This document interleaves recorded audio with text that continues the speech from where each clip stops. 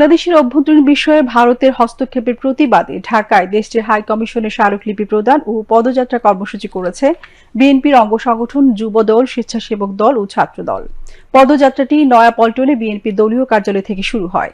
এ সময় বিএনপির সিনিয়র যুগ্ম মহাসচিব রুহুল কবির রিজভী ভারতীয় আগ্রাসন রুখতে সকল মতভেদ ভুলে সকলকে ঐক্যবদ্ধ থাকার আহ্বান জানান। রিপোর্ট শফিউল্লাহ সুমনের।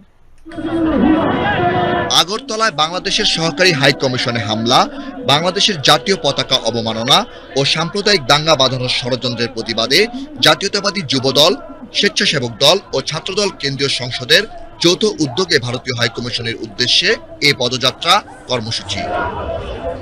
সকাল 11:30টায় নয়াপল্টনে বিএনপির কার্যালয়ের সামনে থেকে পদযাত্রাটি শুরু হয়।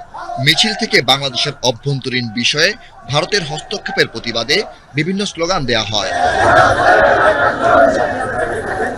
রাজধানীর বিভিন্ন সড়ক প্রদক্ষিণ করে রামপুরা ব্রিজে এসে পুলিশের বাধার মুখে পড়ে পদযাত্রাটি।